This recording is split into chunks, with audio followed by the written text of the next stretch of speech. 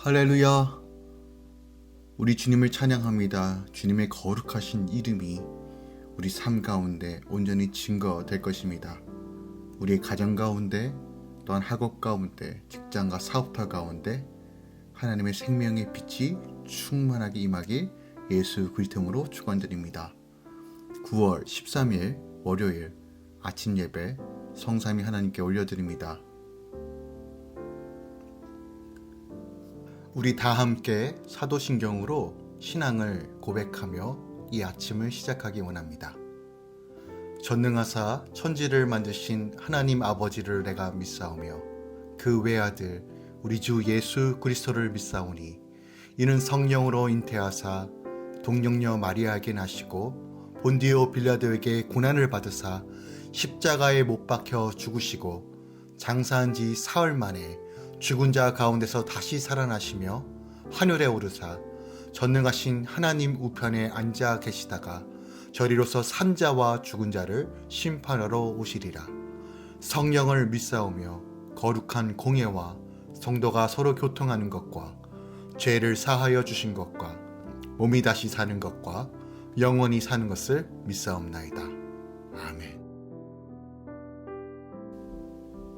오늘 하나님의 말씀은 사도행전 28장 23절부터 31절까지입니다. 사도행전 28장 23절부터 31절까지입니다. 그들이 날짜를 정하고 그가 유숙하는 집에 많이 오니 바울이 아침부터 저녁까지 강론하여 하나님의 나라를 증언하고 모세의 율법과 선지자의 말을 가지고 예수에 대하여 권하더라.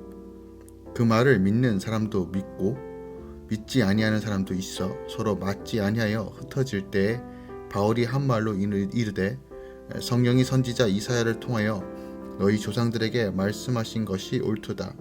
일러스되 이 백성에게 가서 말하기를 너희가 듣기는 들어도 도무지 깨닫지 못하며 보기는 보아도 도무지 알지 못하는도다. 이 백성들의 마음이 우둔하여져서 그 귀로는 둔하게 듣고 그 귀는 감았으니 이는 눈으로 보고 귀로 듣고 마음으로 깨달아 돌아오면 내가 고쳐줄까 함이라 하였으니 그런즉 하나님이 이 구원이 이방인에게로 보내진 줄 알라. 그들은 그것을 들으리라 하더라. 바울이 온 이태를 자기 셋집에 머물면서 자기에게 오는 사람들을 다 영접하고 하나님의 나라를 전파하며 주 예수 그리스도에 관한 모든 것을 담대하게 거침없이 가르치더라. 아멘. 하나님의 말씀입니다.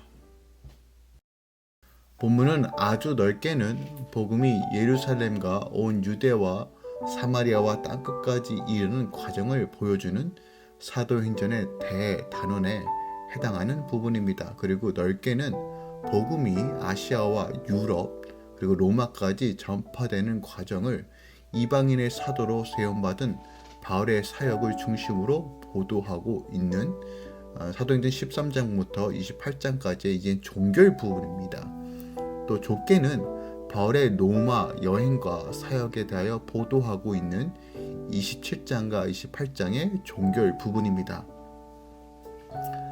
바울의 로마 도착과 가택 연금에 대하여 보도하고 있는 28장 11절부터 16절에 이어 바울이 로마 거주 유대인을 초청하여 강론한 사실이 오늘 본문에 기록되어 있습니다. 바울은 2년여간에 걸쳐 연금 생활을 통해서 그곳에서 복음을 증거하였습니다. 오늘 본문을 우리가 좀 크게 둘로 나눌 수 있는데 어제 본문을 포함하여 17절부터 29절까지는 로마 거주 유대인들을 향한 바울의 강론과 그에 대한 유대인들의 반응 그리고 바울의 이방 전도의 필연성에 대한 역설을 보도하고 있어요. 여기서 바울은 로마의 유대인들이 자기를 찾아올 때 하나님의 나라에 증거하면서 구약의 말씀을 가지고 예수 그리스도께서 메시아이며 구세주이심을 증거하였습니다. 이때 유대인들은 상반된 반응을 보였는데 소수의 무리를 제외한 대부분의 유대인들은 복음을 배척하였습니다.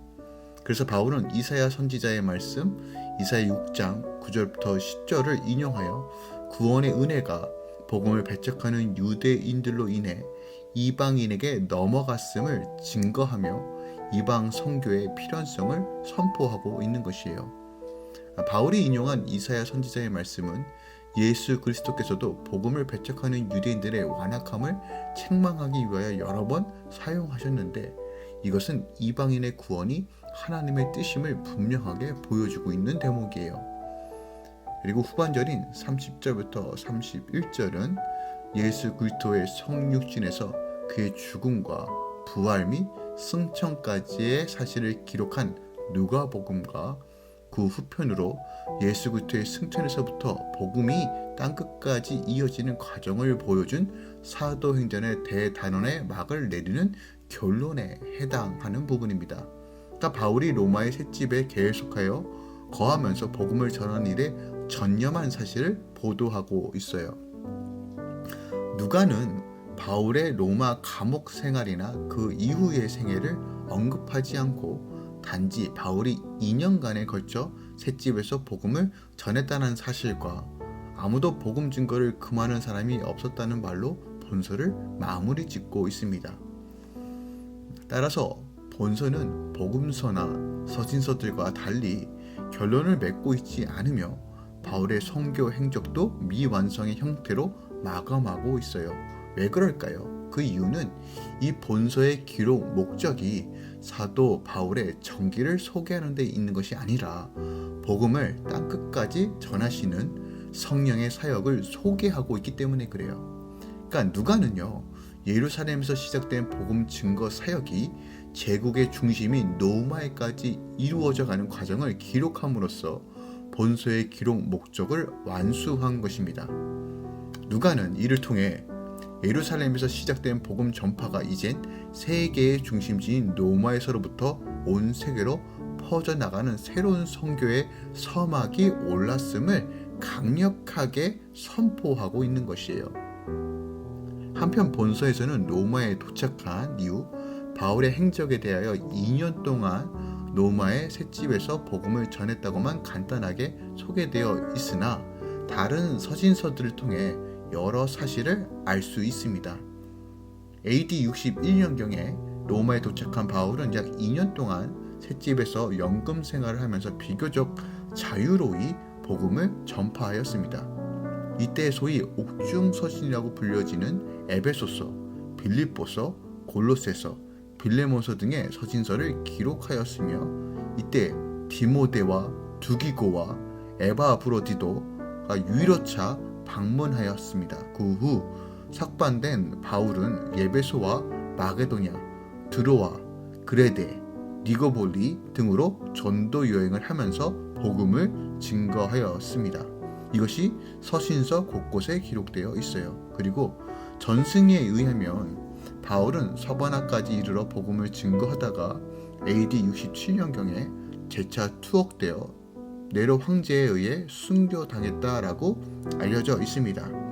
한마디로 바울은 다메섹 도상에서 회심한 이후 예수 그리스도의 참된 사도가 되어 성령의 사역과 교회의 설립, 성장에 충성을 다한 일생을 보냈다고 할 수 있는 것입니다. 그러므로 그의 이러한 생애는 오늘 그와 동일하게 복음 증거의 사명을 지니고 있는 모든 성도들에게 복음 전파에 대한 중대한 도전과 또한 우리 안에 사명이 무엇인지를 분명하게 알려주고 있습니다.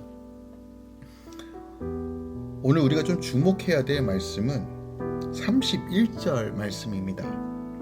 31절 마지막에 이렇게 기록되어 있어요. 하나님의 나라를 전파하며 주 예수 그리스도에 관한 모든 것을 담대하게 거침없이 가르치더라.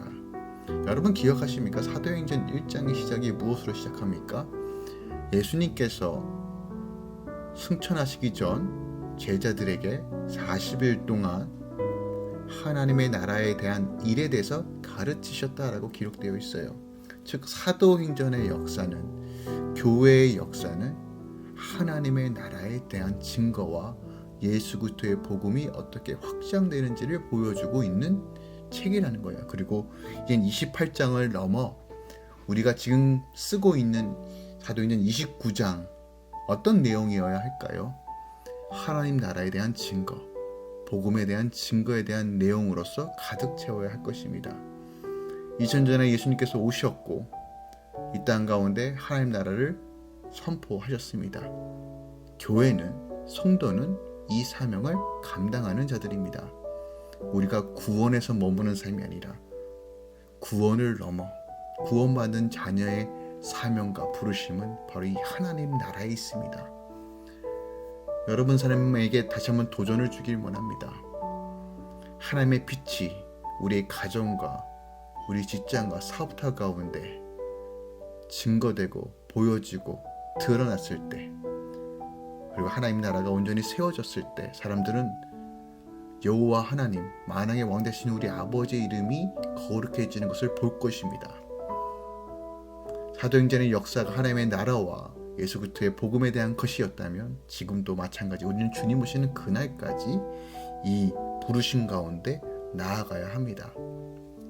바울은 그 수많은 고난과 어려움 속에서도 그의 방향을 알고 있었습니다. 다메섹 도상에서 예수 그리스도를 만난 이후 바울의 삶을 한마디로 요약하면 예수와 복음을 위한 삶, 예수와 하나님 나라를 위한 삶이었다라고 말할 수 있는 거예요. 사도행전 20장 24절에 바울이 이렇게 고백하죠. 나의 달려갈 길과 주 예수께 받은 사명 곧 하나님의 은혜의 복음 증거하는 일을 마치려 하면은 나의 생명을 조금도 귀한 것으로 여기지 아니하노라. 아멘. 그의 고백과 같이 예수와 복음을 또 하나님의 나라를 위해 절대적으로 헌신한 그의 모습을 통해서 다시 한번 우리에게 우리의 삶이 어떠한 모습으로 드러나야 되는지를 분명하게 확인해 볼 수 있다는 거예요. 복음 전파의 사명, 주님께 주신 이 지상 명령, 이것은 바울에게만 국한되는 것이 아니라 몸된 교회와 우리의 사명입니다. 우리가 이것을 이어갑시다. 주님 오시는 그날까지 이 사명 감당하겠다고 사모하십시오. 여러분 삶 가운데 새로운 사도행전의 역사들이 쓰여져 하나님 나라 위에 온전히 걸어가는 기쁨으로 감당하는 제자의 삶으로 나아가시길 우리 주 예수 그리스도로 축원드리고 또 축복합니다. 기도하겠습니다. 주님 감사합니다. 오늘 사도행전 마지막 부분 바울이 끝까지 예수 그리스도의 복음과 하나님 나라를 위해 증거하는 이 삶을 선택하며 마무리되는 이 책을 보면서 우리 삶 가운데 바울과 같은 놀라운 일들이 그 사명으로 불타올라 복음 위에 사는 일들이 이루어지길 소망합니다. 교회의 부르심, 성도의 부르심은 바로 이 하나님 나라에 대한 것입니다. 우리 삶의 모든 영역에서 우리가 하고 있는 모든 분야에서 예수의 나라가, 하나님의 나라가 그 복된 소식이 증거되는 통로로 주님 우리를 사용하여 주시옵소서. 더 나아가 우리가 늘 겸손히 주님을 바라보며 성령 안에서 이 일을 행할 수 있도록 주님 도와주시옵소서. 어그러졌고 깨져있는 어두워진 이 세상 가운데 빛 대신 예수가 우리 삶을 온전히 증거되게 하여 주시고 살아 역사하신 하나님을 우리 삶을 통해서 드러내 주시옵소서. 할렐루야. 모든 공동체와 또한 이 아침에 함께 기도하고 말씀으로 무장하며 시작하는 주의 자녀들의 삶 가운데 하나님의 풍성함으로 채워 주시옵소서. 이제는 우리 주 예수 그리스도의 은혜와 우리 하나님 아버지의 놀라우신 사랑과 성령님의 내교통 충만 역사하심이 오늘도 사도행전을 써내려가며 주님 오신 날을 기대하며 증거하며 나아가는 모든 성도들의 삶 가운데 이제로부터 영원까지 함께 있을지어다. 아멘.